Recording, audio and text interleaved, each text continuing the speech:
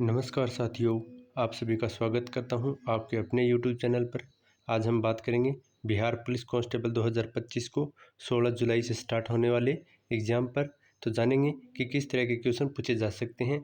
यह 16 जुलाई की first shift का एनालिसिस करते हैं कि किस तरह के फर्स्ट शिफ्ट में क्वेश्चन पूछे जा सकते हैं। तो चलिए बात करते हैं आज के प्रश्नों पर।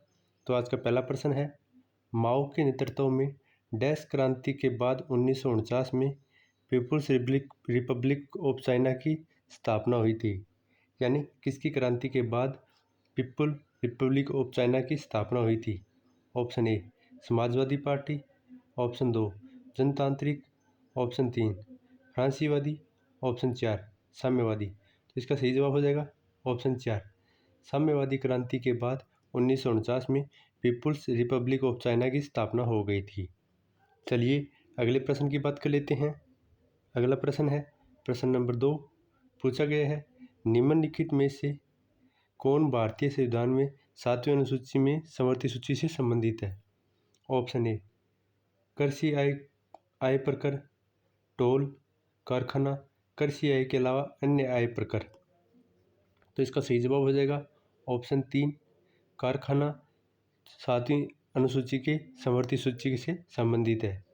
चलिए तीसरे प्रश्न की बात कर लेते हैं। तो तीसरा प्रश्न है, पूछा गया है, मानव विकास सूचकांक यानी HDI किसके द्वारा प्रकाशित किया जाता है। ऑप्शन ए विश्व बैंक, ऑप्शन 2 संयुक्त राष्ट्र विकास कार्यक्रम, ऑप्शन 3 अंतर्राष्ट्रीय मुद्रा कोष, ऑप्शन 4 नीति आयोग। तो इसका सही जवाब हो जाएगा ऑप्शन 2 मानव विकास सूचकांक संयुक्त राष्ट्र विकास कार्यक्रम द्वारा प्रकाशित किया जाता है। चलिए अगले प्रश्न की बात कर लेते हैं। तो अगला प्रश्न है, पूछा गया है, प्रधानमंत्री मोदी ने किस प्रसिद्ध व्यक्तित्व की 200वीं जयंती समारोह का उद्घाटन किया है। तो इसका सही जवाब हो जाएगा ऑप्शन ए दयानंद सरस्वती की 200वीं जयंती समारोह का उद्घाटन नरेंद्र मोदी के द्वारा किया गया है। चलिए पांचवें प्रश्न की बात करें। पूछा गया है, वर्नाकुलर प्रेस अधिनियम भारत के किस वायसराय के शासनकाल के दौरान लागू किया गया था।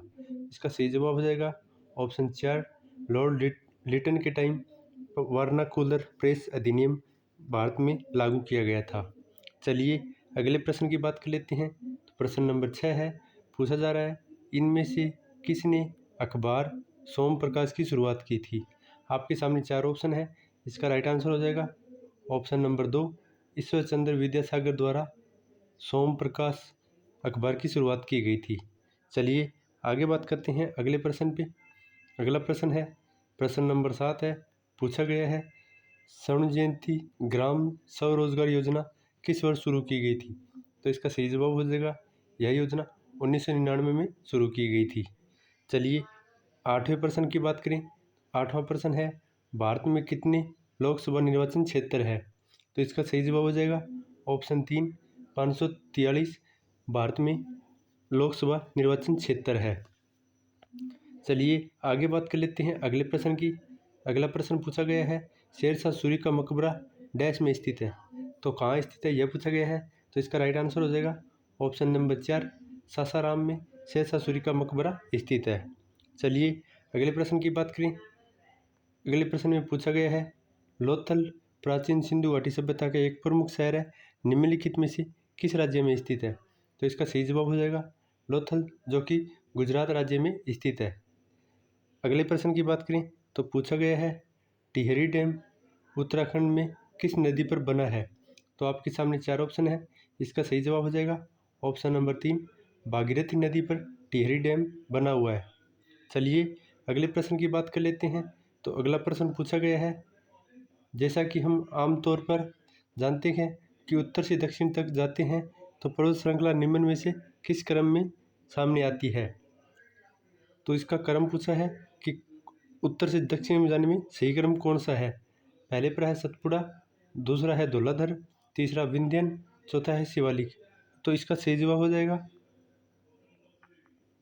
ऑप्शन नंबर 3 पहले आएगी धौलाधार, उसके बाद आएगी शिवालिक और उसके बाद आएगी विंध्यन और लास्ट में आएगी सतपुड़ा। तो यह बिल्कुल सही क्रम हो जाएगा, राइट आंसर हो जाएगा 3 नंबर। चलिए अगले प्रश्न की बात करें।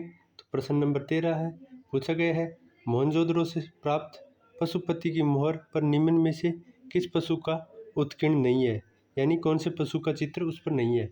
ऑप्शन है हाथी, गेंडा, बाघ और बैल। इसका सही जवाब हो जाएगा ऑप्शन नंबर 4, उस पर बैल की आकृति नहीं है। चलिए आगे बात कर लेते हैं अगले प्रश्न की। तो अगला प्रश्न है, पूछा गया है फ्रांसीसी क्रांति के कारण फ्रांस में किस प्रकार की सरकार का अंत हुआ था। तो इसका राइट आंसर हो जाएगा ऑप्शन 2, राजतंत्र, यानी राजाओं का राज था वो खत्म हो गया था फ्रांसीसी क्रांति के बाद। चलिए अगले प्रश्न की बात कर लेते हैं।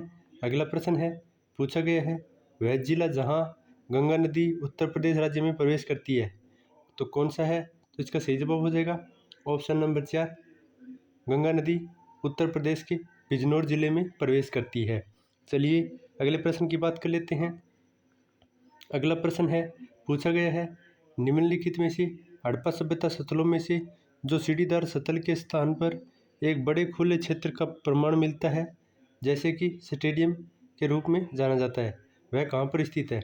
तो इसका सही जवाब हो जाएगा ऑप्शन नंबर 4, धोलावीरा में स्थित है, जो कि गुजरात में स्थित है। चलिए अगले प्रश्न की बात करें तो अगला प्रश्न योजना से संबंधित है। पूछा गया था केंद्र सरकार द्वारा शुरू की गई सुमन योजना का उद्देश्य क्या था। तो इसका उद्देश्य की बात करें तो इसका उद्देश्य गर्भवती महिलाओं के लिए स्वास्थ्य देखभाल की लागू करना था। तो इसका राइट आंसर हो जाएगा ऑप्शन नंबर 2। चलिए अगले प्रश्न की बात कर लेते हैं।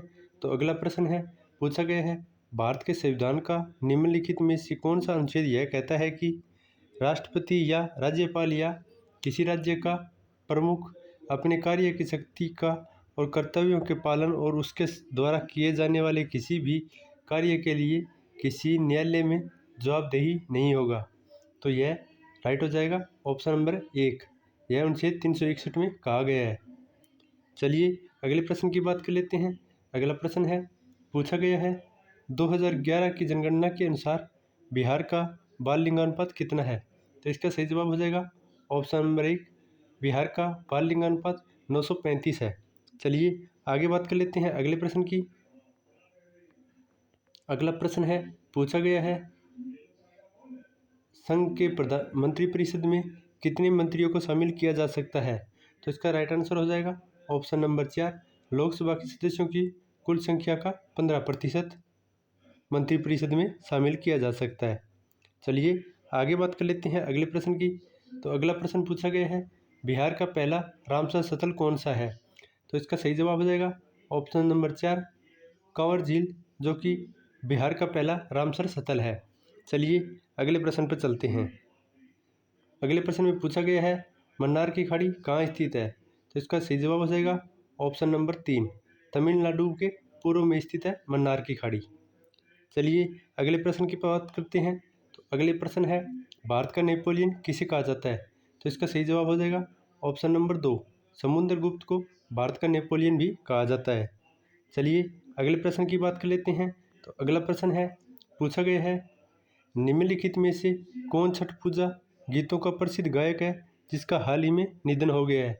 तो इसका सही जवाब हो जाएगा ऑप्शन नंबर 4, शारदा सिन्हा, जो कि छठ पूजा गीतों के प्रसिद्ध गायक थे, उनका निधन हो गया है। चलिए अगले प्रश्न की बात कर लेते हैं। तो अगला प्रश्न है, पूछा गया है भारत के संविधान के अनुच्छेद 112 के अनुसार एक वर्ष के केंद्रीय बजट को डैश कहते हैं, यानी क्या कहते हैं। तो इसका सही जवाब हो जाएगा ऑप्शन नंबर 3, वार्षिक वित्तीय विवरण कहा जाता है एक वर्ष के केंद्रीय बजट को। तो यह थे आज के क्वेश्चन। मिलते हैं अगले ही वीडियो में। उम्मीद है आपको वीडियो पसंद आया है। वीडियो पसंद आया तो वीडियो को लाइक करें और चैनल को सब्सक्राइब करें। धन्यवाद।